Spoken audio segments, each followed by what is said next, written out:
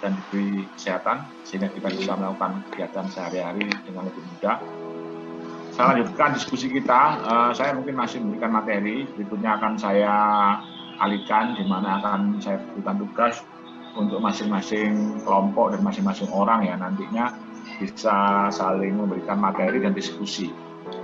Langsung aja saya izin share screen. Jadi saya menerangkan di bukunya Auburn itu di chapter pertama. Rencananya nanti yang kita diskusikan ini saya kebagian masalah manajemennya. Sehingga chapter yang saya bahas di Auburn itu chapter 1, chapter 2, 7, 8, 10. Itu yang kita bahas. Nanti dilanjutkan oleh Pak Sony untuk setengah semester berikutnya setelah UTS itu membahas masalah teknologi informasi. Oke.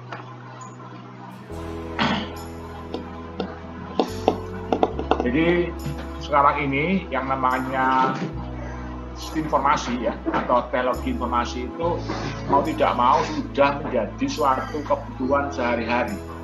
Dulunya 10 tahun yang lalu orang mengatakan bahwa SIIT itu adalah support activity ya. Suatu aktivitas yang mendukung dari suatu kegiatan utama. Tapi sekarang tidak mungkin. Justru ISIT itu menjadi suatu tulang punggungnya. Ya. Jadi ibaratnya tubuh itu menjadi tulang pokoknya, punggung kita untuk menopang semua proses, semua aktivitas yang ada dalam suatu organisasi, terutama dalam organisasi bisnis. Ya. Dalam militer pun juga demikian. Ya, saya kira ISIT itu merupakan suatu komponen vital ya dalam melakukan suatu operasi-operasi yang dilakukan oleh di militer. Ya, mau tidak mau menjadi perangnya adalah perang sistem informasi sekarang. Dikatakan demikian ya, vital component of successful business.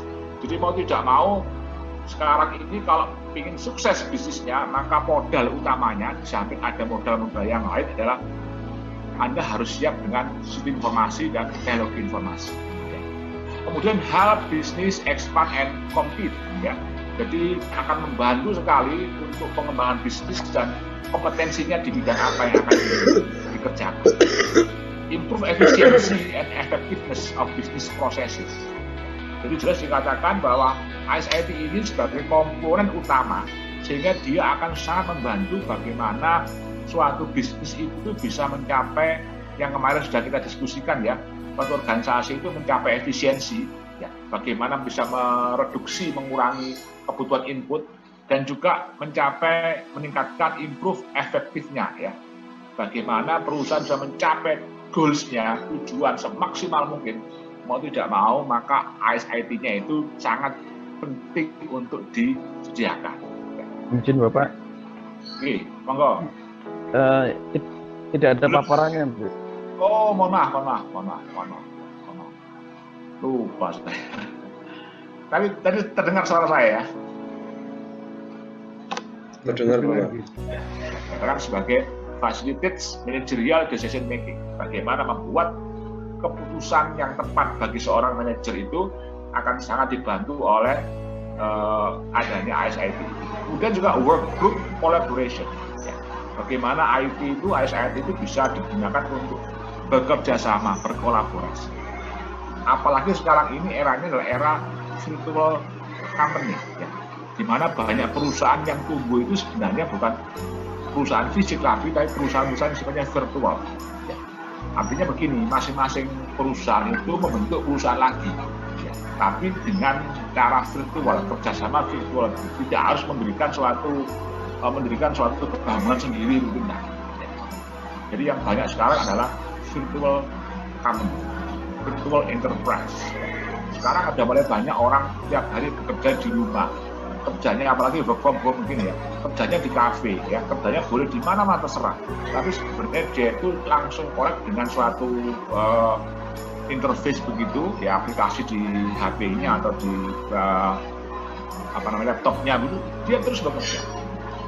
Itu sekarang yang banyak terjadi demikian. Sehingga ada banyak perusahaan yang lebih efisien sekarang. Kalau dulu perusahaan itu harus menterek, harus punya kantor, harus menyewa di hotel bangunan tingkat tinggi begitu, nah sekarang tidak perlu lagi.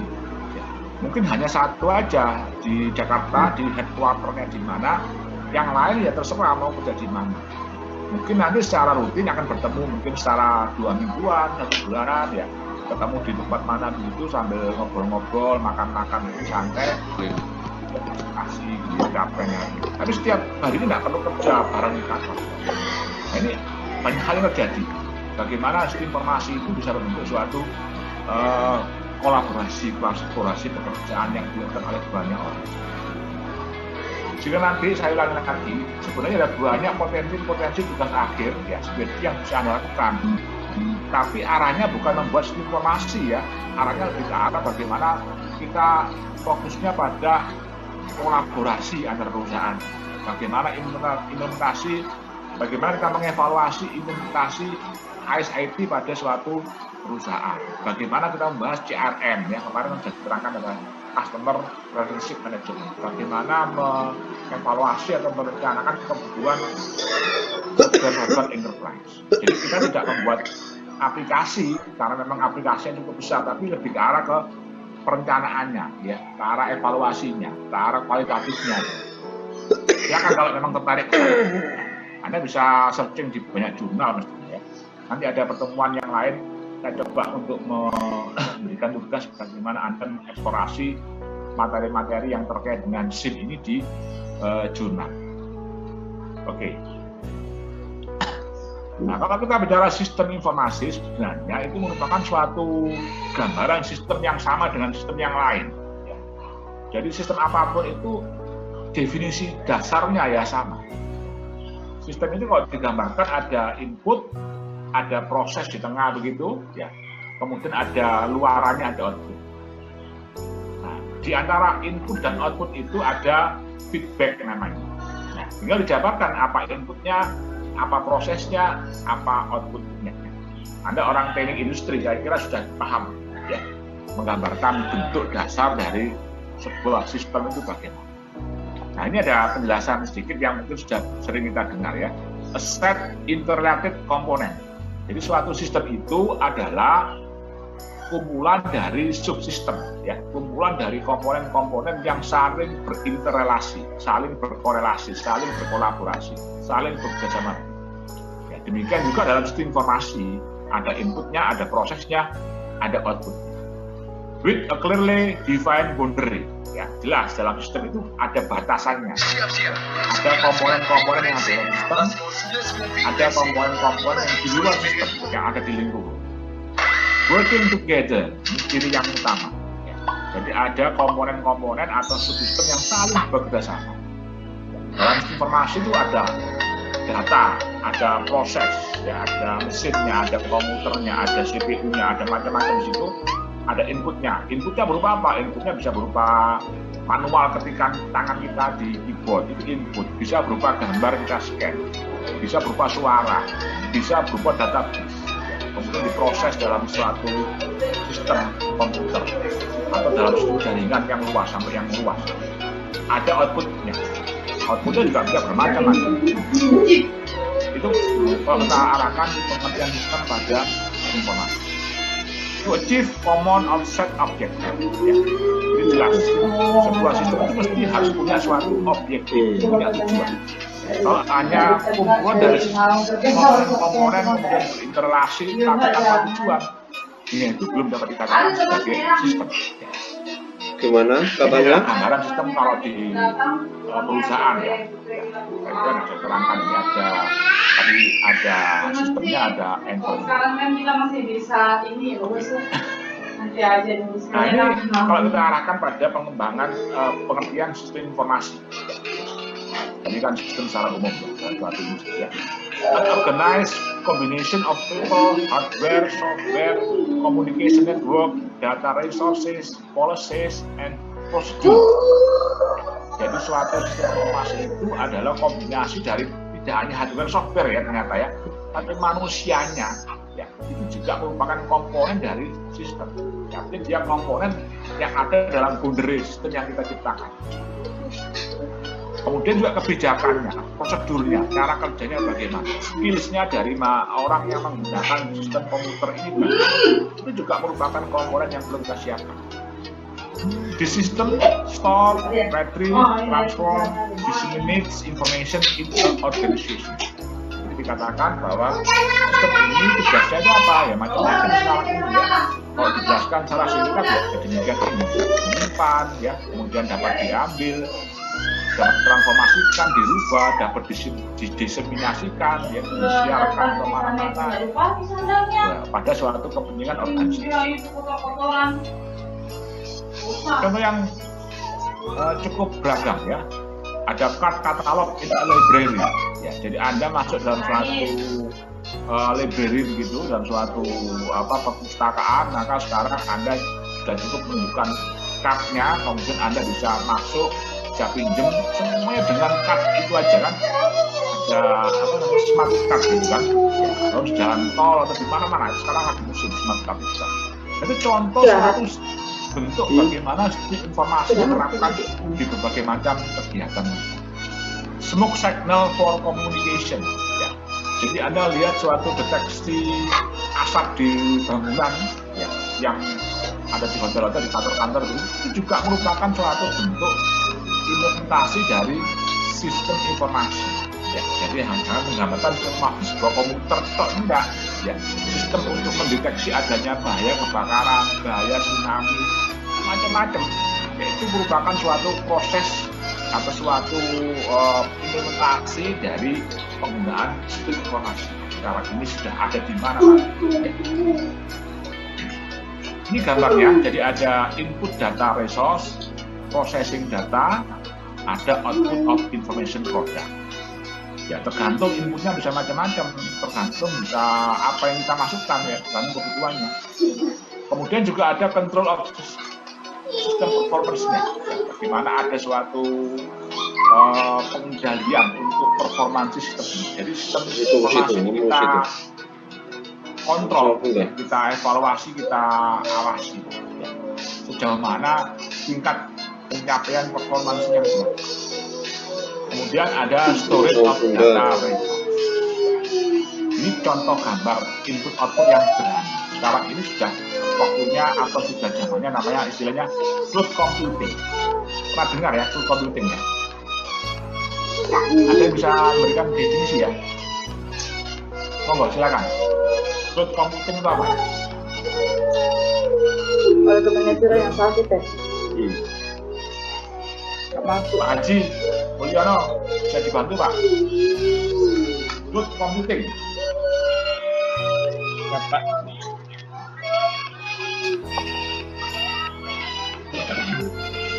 Silakan di Google kalau nggak ada, di Google ada apa itu cloud computing.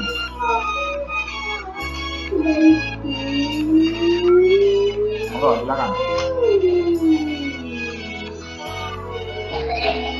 Monggo Pak Haji.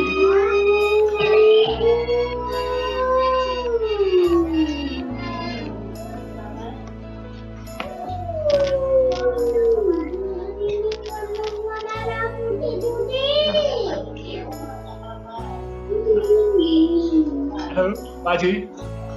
Ya Bapak, masih dicari Bapak. Bapak. Banyak istilah. Cloud itu kan awan ya. Jadi sebenarnya itu adalah idiom aja, bukan berarti ada komputer di awan kan, itu kan istilah ya. Sekarang apa definisi yang lebih jelas tentang cloud computing apa? Siap Bapak. Oke, monggo. Izin menyampaikan pendapat Kapten Brian, Jin. Oh, Kapten Brian, oke, silakan. Seperti yang Bapak sampaikan tadi, idiom cloud computing. Jadi kalau secara gamblang kita artikan cloud itu adalah awan. Artinya awan di sini maksudnya adalah basis internet. Jadi computing yang berbasis pelayanannya melalui internet. Jadi kita mempunyai server, penyimpanan data, storage, dan juga semua pelayanan mengenai computing internet itu melalui internet. Ya.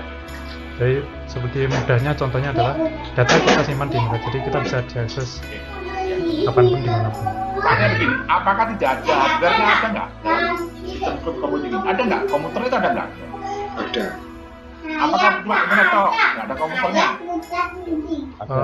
Menurut kami ada, Pak. Jadi Ya, tetap Di- ada. siap. Ya. Tetap ada. Hardware, software tetap ada.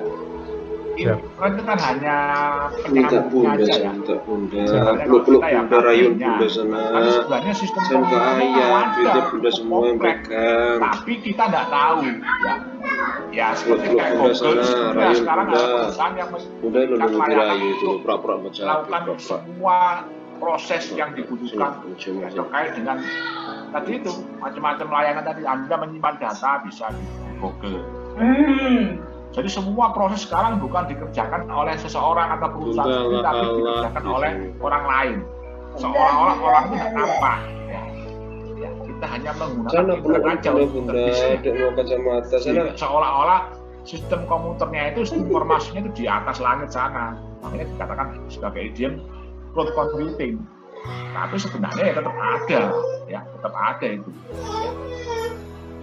Jadi banyak perusahaan besar sekarang itu jasa yang diberikan adalah cloud computing. Semuanya menggunakan cloud. Artinya pengguna atau organisasi perusahaan itu tidak cari-cari lagi, sudah tidak Ingin sama ngurusi teman masalah awak. maintenance, sudah ngurusi masalah data, ya tinggal input apa yang dibutuhkan, outputnya apa, ya begitu. Mungkin di- Semuanya berbasis itu cloud.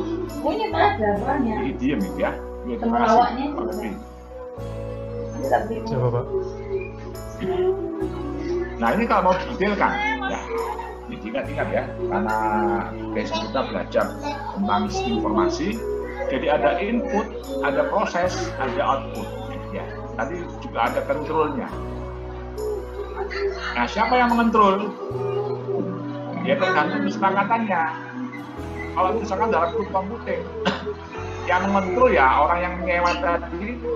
Nah kalau chipnya aku tadi itu ya tergantung masing-masing perjanjian yang dimiliki. Ya. Atau ada beberapa hak akses untuk diberikan pada penggunanya, tapi ada hak akses yang hanya bisa dilakukan oleh orang yang memiliki cloud tadi itu, hanya Google yang bisa melakukan. Anda pakai Android, maka perusahaan Android itu melakukan cloud computing. Ya ada komputernya besar di sana, tapi kita nggak tahu. Anda pakai apa itu Apple, ya, sama Apple juga demikian. Dia punya database yang besar. Nah, kemudian di antara sistem ini, komponen ini ada bagian-bagian yang lain, komponen-komponen yang lain, yaitu apa? People resources, ya. Siapa penggunanya, end user-nya siapa? Atau juga IS spesialis, jadi orang-orang yang pakar spesial di bidang informasi. Ini juga merupakan komponen, tapi di luar sistem hardware software-nya. Hardware software yang utama maksudnya. Kemudian ada software resources, ya, ada program and procedure. Ini semua juga dikerjakan, ya, disediakan oleh pemilik dari sistem ini. Ya. Dan software ini sifatnya bertingkat-tingkat. Ada kalau kita kan dulu ada DOS, ya, sistem operasi, ya, Windows, kemudian ada aplikasi-aplikasinya. Sekarang semakin lama semakin kompleks aplikasi. Ya. Untuk internet sendiri juga butuh aplikasi. Ya. Untuk bentuk-bentuk servis informasi lagi, Anda harus install lagi. Ya, semua itu ditambahkan. Kemudian juga ada hardware resource-nya, ya, kebutuhan hardware-nya, ada jaringannya. Jadi kalau dikatakan tadi dapat cepat internet dulu, itu adalah basisnya dari kemudian ada data resources, ya, sumber-sumber data. Termasuk di sini adalah pengetahuan. Jadi kalau dulu orang berpengertian bahwa data itu adalah sifatnya adalah apa ya, baik dari bentuk gambar maupun tulisan. Sekarang sudah lebih abstrak lagi.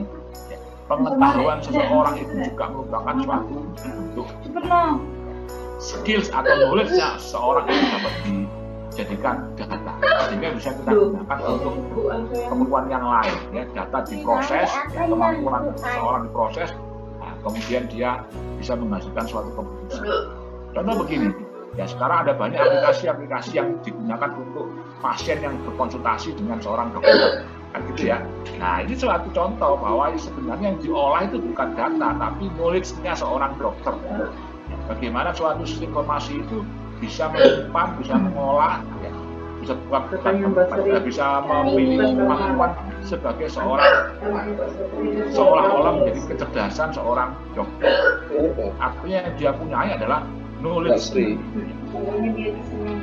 Jadi contoh bahwa sebenarnya data bukan hanya berupa data, tapi juga berupa knowledge. Tapi ceritanya Pak Satria juga Pak Astri apa enggak? Kemudian juga terkait dengan kualitas. Kita bicara Nggak boleh gitu. Jangan dikerjain orang tua, jadi pekerjaan orang tua. Informasi. Kayak Maidila ngelek-ngelek majikan. Keluar namanya informasi. Secara Satria juga sering curhat masalah Pak Kita harus Astri lihat beberapa pacarnya diajak masuk ke dalam kualitas rumah, dari informasi itu apa yang makanan harus ada dihabis. banyak sisi yang bisa kita gunakan. Soalnya pacarnya diajak makan kualitas juga dari itu deh. informasi. Ya. Kita bisa lihat dari sisi waktu. Sampai terakhir Kita bisa lihat dari sisi perhiasannya di lembarnya formnya. hilang. Ya bukan untuk Pak Kita bisa Astri. lihat dari sisi kontennya. Waktu aja bisa macam-macam. Ya. Ada kualitas informasi yang memang dibutuhkan tepat waktu, harus pagi hari. Ada yang memang dibutuhkan setiap minggu. Ya, artinya begini, data itu hanya dibutuhkan mingguan saja, tidak perlu harian. Kalau harian diberikan malah tidak enak data ini, ya, malah enek kakean nih seminggu itu, diringkas dalam mingguan, ya. Time period atau mungkin bulanan atau tahunan, ya, beda-beda kan. Makanya Rayun, Bunda Rayun. Hierarki manajemen yang kemarin saya terangkan. Ya nonton bareng, saya nonton bareng. Level bawah, menengah atas, maka nanti waktu yang Tuh, sana diberikan bilang kepada satunya. mereka untuk informasinya juga dia. Mungkin ada level manajemen yang hanya butuh informasi itu dalam periode tahunan saja cukup. Nggak perlu tiap hari Anda berikan Harus pelajaran aja ya, keluar ya. Kesel deh, nggak ada waktu ya. Seorang timnya nggak mungkin kalau banyak waktu untuk melihat data, nggak mungkin. Yang dia lihat mungkin hanya periode sekali gitu kan, tiap bulan atau tiap tahun gitu. Nah, Tapi itu juga ada yang pelajaran tiap hari, tiap saat harus memprototip data itu. Tergantung hierarki manajemen yang ada dalam suatu organisasi. itu sudah memuji. Kemudian dari sisi bentuk, ya itu ada kejelasannya, kedetilannya, urutannya, ya, order, bentuk presentasinya, medianya. Ini juga merupakan dimensi-dimensi kualitas yang perlu kita lihat. Saya tidak akan mungkin menerangkan semuanya, detailnya juga ini, ya. Data itu memang suatu saat butuh detail, tapi juga suatu saat tidak butuh detail. Anda malah akan marah-marah kalau disuguhi anak buah data kok terlalu detail, marah-marah. Repot Anda membacanya, menginterpretasikannya, marah-marah. Kenapa? Karena pada level Anda memang pada saat itu Anda tidak butuh data yang detail. Tapi juga di lain waktu mungkin Anda butuh sesuatu data cukup detail. Anda kebalikannya marah kalau Anda diberi data yang hanya sifatnya global rangkuman saja. Nah itu berarti bentuk kualitas data itu bisa dilihat. Artinya apa? Artinya Anda sebagai orang yang dalam informasi, Anda harus tahu ya bentuk layanan kedetilan informasi sejauh mana yang Udah ada mamanya. Apakah memang orang ini butuh detail atau butuh yang global atau dalam bentuk apa yang lain? Dalam bentuk tabel, dalam bentuk grafik. Nah, itu juga ada ilmunya sendiri ya, ada namanya visualisasi informasi. Kalau di informasi ada mata kuliah sendiri itu. Jadi bentuk informasi itu ada berbagai macam visualnya.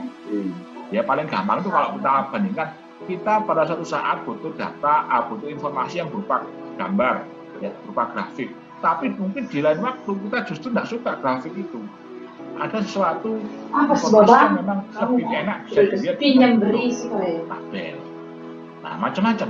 Nah ini kita harus paham. Ya, kalau kita merancang informasi itu harus paham kebutuhan user itu apa. Ya, ingat kedetilan user itu apa.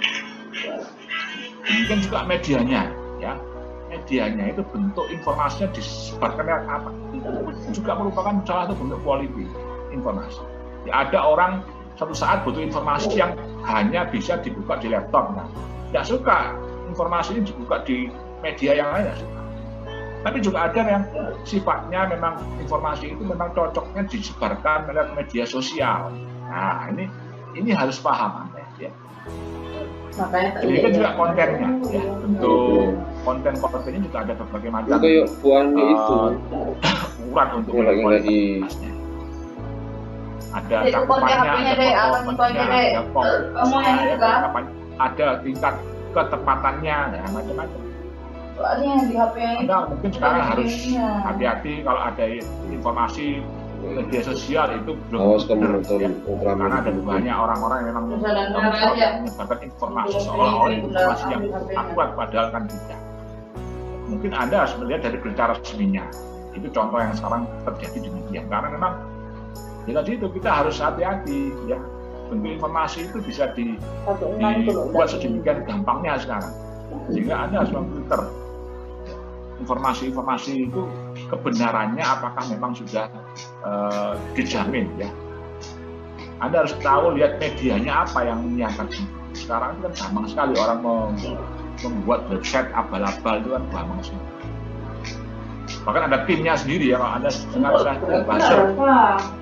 Bagaimana opini publik itu sekarang banyak digiring oleh bukan media-media yang resmi, bukan informasi-informasi yang resmi, tapi justru informasi-informasi yang dari orang-orang yang memang sengaja memberikan informasi yang tidak akurat, ya tidak relevan dengan tujuan tertentu ya, namanya buzzer.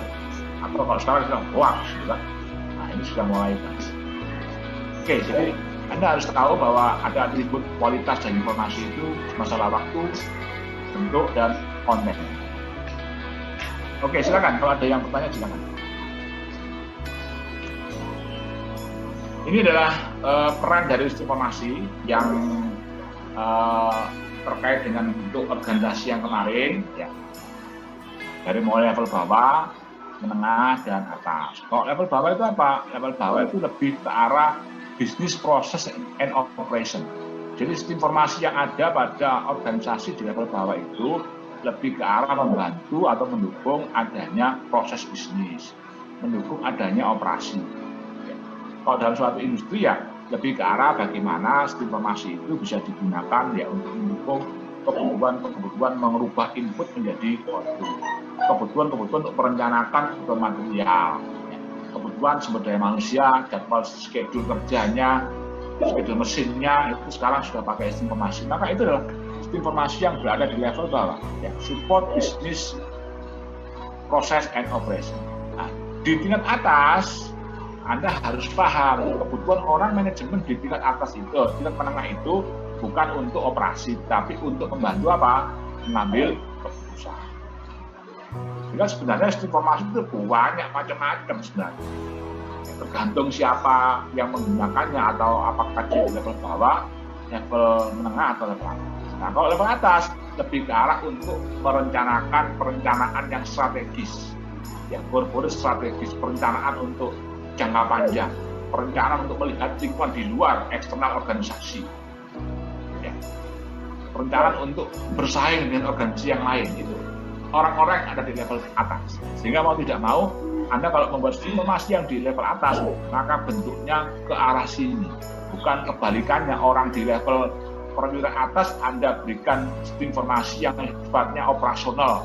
Ya, dia orang-orang kan. Dalam perusahaan juga begitu. Anda berhadapan dengan direktur utama, misalnya ya, karena direktur utama itu atau orang di level atas itu kebutuhannya adalah bagaimana informasi itu bisa membantu dia dalam membuat suatu perencanaan kayaknya orang yang gaji dia, dari sini yang kira-kira sedangkan ternyata orang itu yang gaji dia pun sering organisasi curhat, tapi memang kita dia gitu loh. Belajar informasi ini sifatnya masih umum ya, karena kan orang teknis juga tidak mengetahui lah ya, secara detail mengenai kebutuhan informasi itu harusnya beda. Ya kayak adik, jangan dianggap sama dia antara masing-masing orang. Di dalam sedang tempur sama Vira, kalian sudah kan itu mencak-mencak. Kemarin sudah ya. Sampai terakhir Perkembangannya informasi dari mulai yang paling sederhana tukar-menukar data aja sampai sekarang ini untuk keperluan enterprise, kolaborasi dan sebagainya. Tapi ada era-era di Perang Dunia Kedua, ya, justru Ternyata dari bukan militer yang itu, menyumbang ya, banyak jadi perkembangan sistem informasi atau teknologi tapi informasi. itu ngabis-ngabis gitu loh. Kalau Anda lihat sejarahnya penemuan internet kan itu adalah maksudnya, sebenarnya dari militer.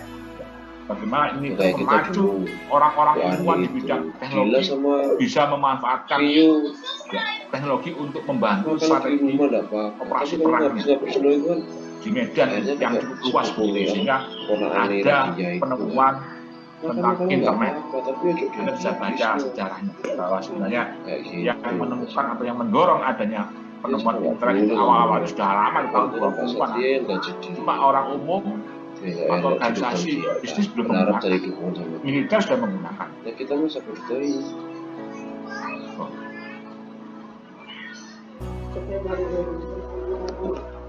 Ini ada berapa ini?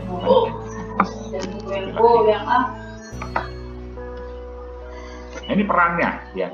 Peran of business in business information, ya.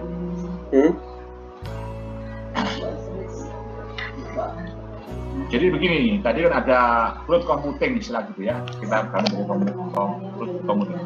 Di mana cloud computing itu komponen yang utama yang digunakan adalah samping sistem komputernya ya, hardware-nya, tapi juga butuh internet. Nah, kita bisa bagi ya. Internet itu ibaratnya kayak jalan begitu. Nah, jalan ini bisa bermacam-macam. Ada yang jalan tol, ada yang jalan biasa, ya, jalan umum biasa, ada jalan yang sempit ya, yang kecil begitu. Untuk berpergian, berpindah dari satu tempat ke tempat yang lain, ya seperti data tadi kan itu kan diambil dari tempat yang lain. Maka ada 3 pilihan. Ya. Anda tidak harus pergi di tempat lain itu harus menggunakan jalan tol, nah harus ya. Ya tergantung tujuannya. Memang pada suatu saat Anda lebih efisien menggunakan jalan tol, tapi pada suatu saat Anda mungkin lebih efisien malah menggunakan jalan biasa, bahkan jalan terobosan, jalan pendek. Internet ada 2, ada 3 ya. Ada internet, ada extranet, ada intranet. Ada ya 2 ini ya. Intranet, extranet, internet. Jadi untuk bertukar data dalam jarak yang pendek dan ukuran yang kecil, misalkan dalam satu gedung begitu, ya, tidak usah pakai jalur yang besar. Buat apa? Ya kita menggunakan koneksi antar ruangan aja yang namanya intranet, sehingga lebih simpel, lebih sederhana. Tapi untuk antara satu organisasi yang satu dengan yang lain, itu yang sifatnya lebih besar transaksinya dan itu sifatnya private ya, tidak untuk orang umum ya, luas tapi bukan untuk umum ya, itu Anda menggunakan intranet. Contoh yang paling gampang itu hubungan antara satu bank BNI misalkan dengan bank BNI yang lain itu tidak menggunakan internet tapi menggunakan extranet, menggunakan VPN ya, ya, menggunakan jalur khusus yang memang jalur itu digunakan untuk perusahaan tersebut. Orang lain tidak boleh masuk. Karena memang kalau orang lain masuk, resikonya banyak. Ya, misalkan terkait dengan keamanan jaringannya, keamanan datanya kan ada banyak orang-orang yang tidak bertanggung jawab ya. Sehingga dia lebih khusus yang boleh masuk ke situ ya, hanya organisasi yang terlibat dalam suatu bentuk kerjasama tadi itu namanya extranet. Tapi kalau luas ya, semua orang boleh terlibat, maka kita menggunakan internet. Dikatakan demikian ini, a business as the use of internet technology to work and empower. Jadi suatu bisnis itu adalah suatu penggunaan internet teknologi ya untuk bekerja dan meningkatkan empowernya, ya, kekuatannya. Untuk apa? Untuk bisnis proses, untuk e-commerce, untuk kolaborasi ya, untuk hubungan antara supplier dan perusahaan. Jadi ini gambarannya. Jadi ada internet, ya, ada intranet, ya, ada extranet. Kalau dalam suatu perusahaan, ya manufaktur, maka dia lebih baik menggunakan intranet saja. Ya, antara satu gedung, satu perusahaan yang bisnis, ya, yang satu lokasi begitu ya jangan pakai jalur yang besar, pakai intranet. Tapi kerjasama dengan para suppliernya, dengan para rekan-rekannya, partnernya, dia bisa pakai ekstranet. Tapi untuk yang luas, ya untuk kolaborasi dengan perusahaan-perusahaan yang banyak di luar yang tidak bisa dilakukan kerjasama secara khusus, termasuk dengan para customer, maka dia menggunakan internet.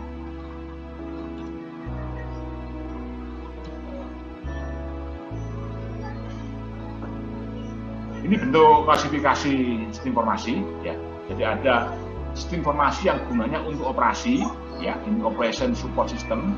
Ada sistem informasi yang gunanya untuk mendukung manajemen, ya. Jadi ada untuk manajemen, ada untuk mendukung operasi.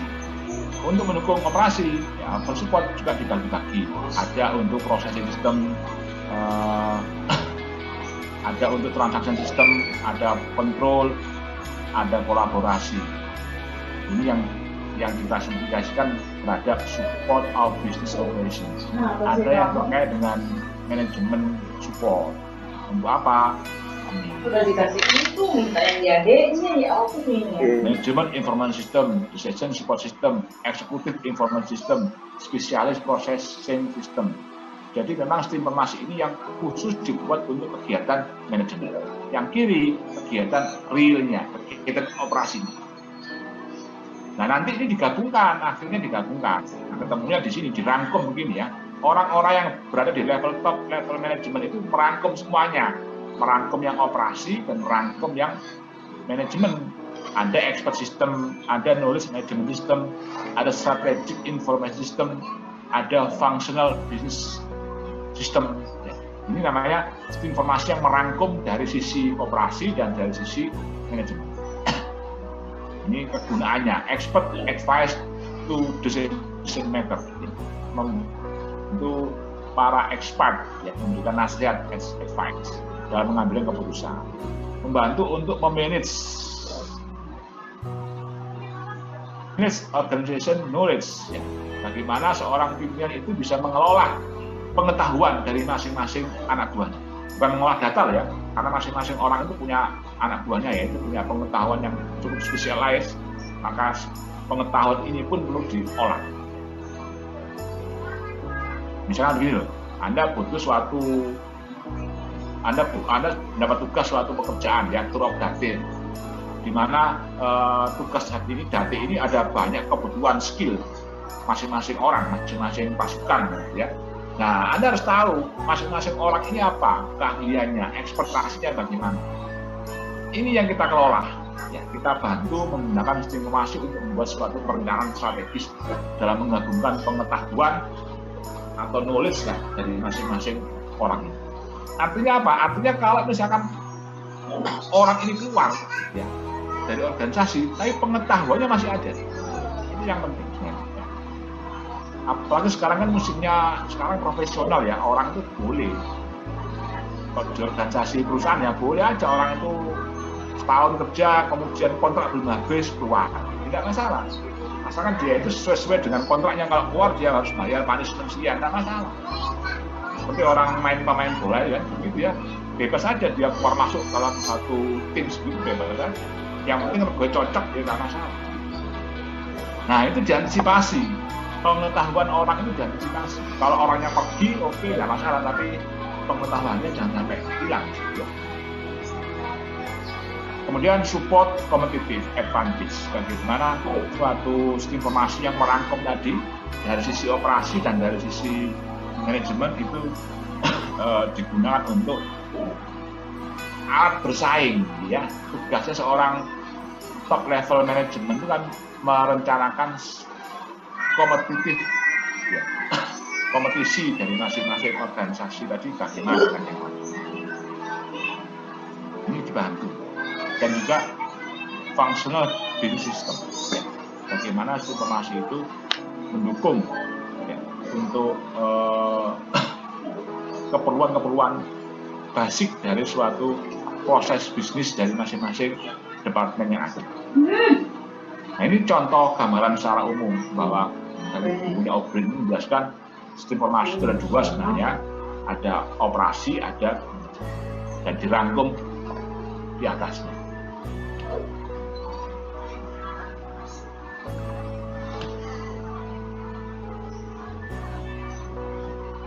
Ini bentuk klasifikasi yang lain ya. Other kategoris dari informasi, ada expert system, ada tadi ya knowledge management system, ada strategic information system, ada functional system. Ini yang tadi di bawah tadi. Nggak kamu kira-kira. Aneh.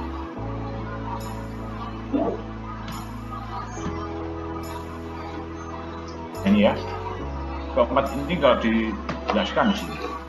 Misalkan saya menerangkan semuanya ya. Functional business system support a variety operation and managerial application of the basic business function a company. Jadi mendukung berbagai macam operasi dan manajerial. Jadi dia memantau semuanya, memantau semua operasi, memantau semua manajerial yang ada dalam suatu perusahaan. Tapi ini memantau aja, mendukung, mengamati aja, tidak terjun langsung ke aktivitas operasinya. Karena dia memang sifatnya berada di top level manajemen. Oke. Nah ini ya, challenge and opportunity. Bentar ya. Orang tua ya. Challenge and opportunities based in managing information system and technology to meet business goal. Ini yang penting ya, artinya begini. Kalau dalam suatu bisnis, maka ujung dari kita belajar informasi ini itu adalah bagaimana informasi itu atau teknologi informasi itu digunakan untuk bisa mencapai tujuan bisnis. Jangan sampai investasi, tenaga, ya sumber daya yang kita gunakan untuk mengembangkan informasi ini, untuk mengimplementasikan informasi ini tidak mendukung tujuan bisnis atau kurang mendukung pencapaian tujuan. Nah ini rugi sekali. Nah di sini ada 3 langkah. Ya. Ada the business enterprise, ada teknologi informasi, ada customer value. Di sini ada strategi, proses, structure, and culture. Jadi kalau kita bicara suatu kebutuhan bisnis dalam skala enterprise itu, kita bicara strateginya bagaimana, kita bicara prosesnya bagaimana, kita bicara struktur, ya, organisasinya, struktur manajemennya bagaimana, kita juga bicara budaya. Nah, ini tantangannya di sini. Ya. Sistem informasi punya peran di sini. Untuk membantu apa? Untuk membantu speed and flexibility requirement of product development. Ini contoh di perusahaan ya, manufacturing and delivery cycles. Membantu re-engineering and cross-functional. Bagaimana kita berpikir untuk lintas organisasi, bagaimana mereka bisa ulang. Itu adalah ciri-ciri yang ada dalam bisnis enterprise. Artinya tantangan-tantangan yang ada dalam sistem informasi itu ya harus membantu ini.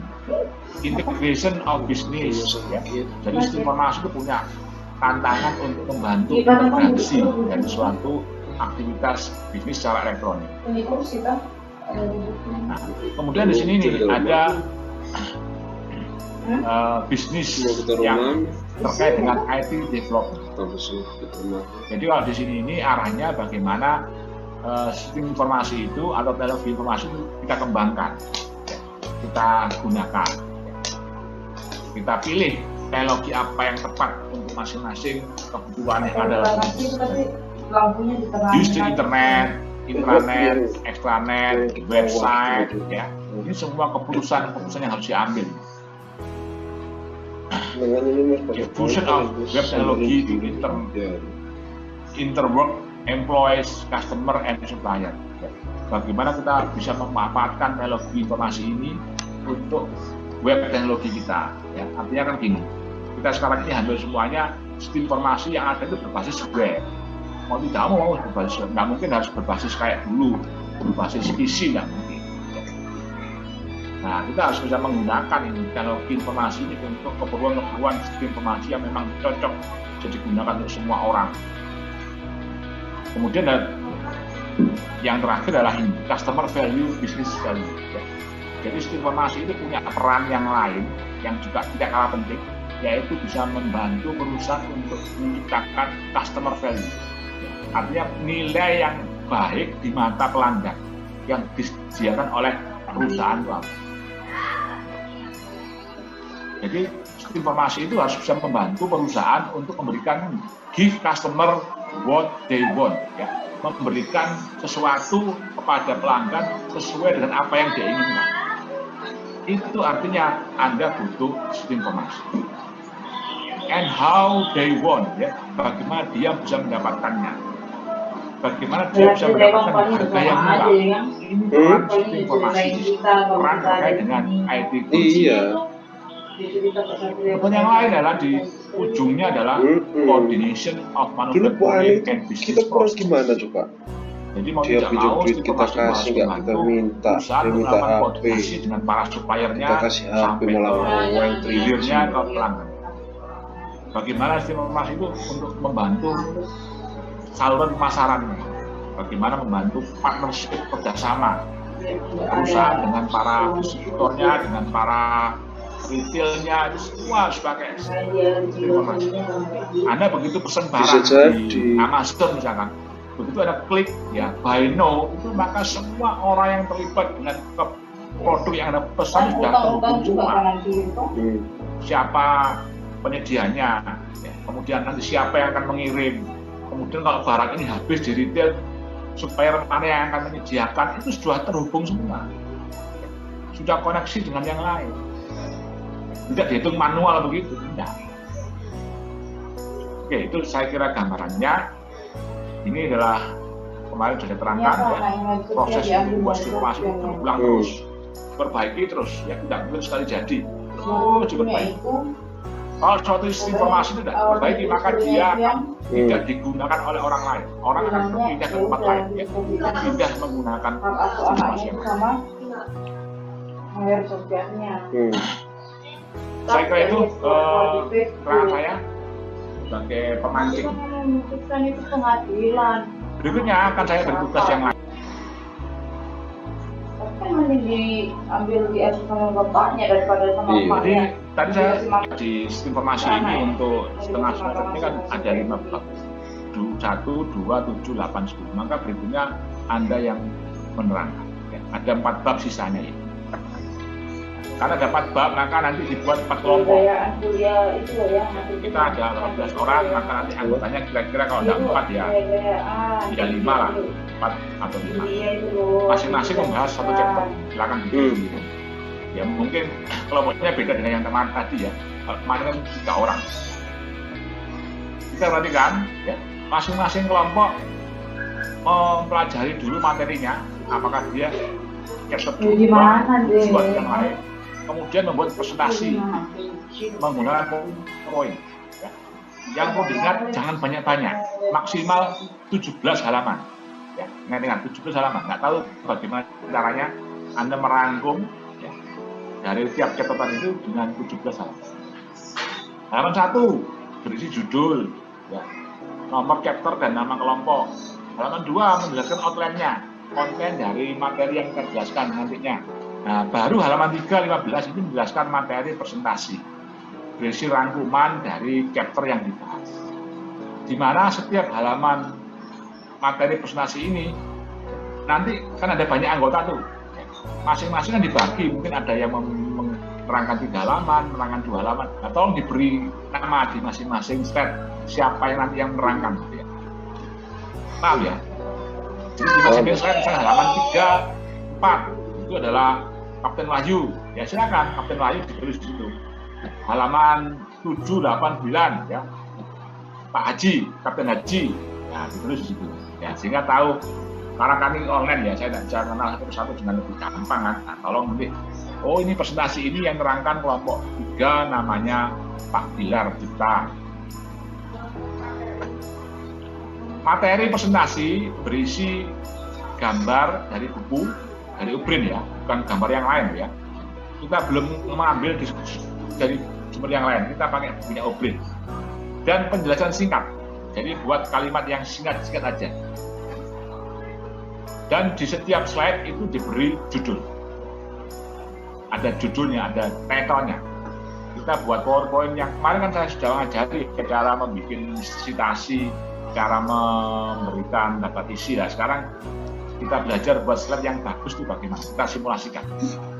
Ya, kalau kita buat slide itu dibiasakan setiap judul, setiap halaman harus ada judul. Begitu juga.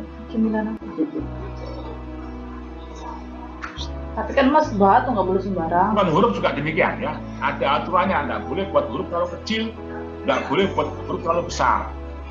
Kira-kira untuk judul itu 28 sampai 36. Untuk penjelasan itu 20 sampai 24. Kemudian kalimat penjelasannya hanya singkat aja, poin to poin aja, kayak tadi contoh saya menerangkan itu kan tidak berisi kalimat yang panjang. Buat apa? Di buku ada, nanti kalau mau bicara detail ya di bukunya aja. Juga perlu desain, tapi jangan berlebihan. Kalau saya tidak pakai desain, saya itu pakai sederhana aja kalau punya ada waktu. Tapi kalau mau pilih desain, PowerPoint sudah menyediakan desain sendiri ya, ada banyak template-nya. Ya sekarang dipilih, tapi disesuaikan ya. Kadang-kadang desain itu merubah bentuk, merubah ukuran huruf. Ya kalau hurufnya kecil ya jangan, ya diubah lagi, jangan mau dipaksa menyesuaikan dia. Artinya kalau diubah hurufnya kecil jangan mau. Dia hanya punya kewenangan sendiri lah. Mungkin desain yang bagus, tapi jangan berlebihan desainnya.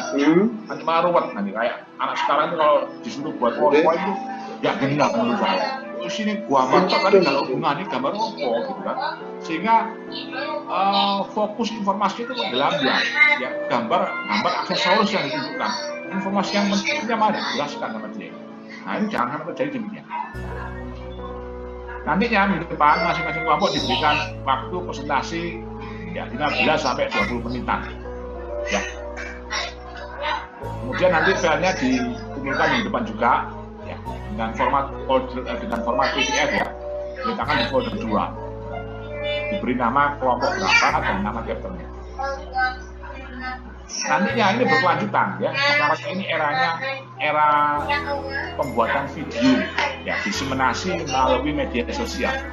Nah tugas berikutnya minggu depannya lagi saya suruh presentasi buat video gitu ya, namanya diunggah di YouTube atau di media sosial ya, di minggu depan ya. Sekarang kalau ada tugas begitu kurang milenial gitu ya, kurang milenial. Ada buat ya kalau sekarang ada aplikasi TikTok ya apa kalau tapi yang terkait dengan materi kita atau di YouTube aja lah. Bukan sekarang ya, sekarang hanya bikin PowerPoint aja. Oke, saya kira itu ada yang tanyakan? Ini Bapak dosen izin bertanya ya, Kapten William. Silakan Pak William. Ya, mohon izin untuk mengenai tugas yang kedua ini, presentasi dan diskusi. Karena referensinya berasal dari bukunya James O'Brien, ya. Apakah untuk isi materi diperkenankan tetap menggunakan bahasa Inggris atau harus diterjemahkan terlebih dahulu? Demikian silakan. Nah, terserah mau pakai bahasa Inggris, nyaman pakai bahasa Inggris ya silakan. Kalau bahasa Inggris jangan campuran ya silakan. Kalau saya campuran aja ya, campuran aja. Ada sesuatu juga yang memang tidak bisa diinginkan kurang enak ya silakan pakai campur-campur aja. Oke. Iya, sampai dulu ya. Ya, terima kasih Mijin. Terima kasih. Oke, saya tutup. Baru selesai ya. Kita beri kesempatan untuk tidak semua ya kelompok ya 3 kelompok lah. Presentasi 4 kelompok lah. Silakan siapa yang mau presentasi dulu. Tugas yang pertama dari mari. Saya stop screen ya. Saya cek dulu aja ini tugasnya. Bagus. Oke, nah Kapten Jafar, silakan.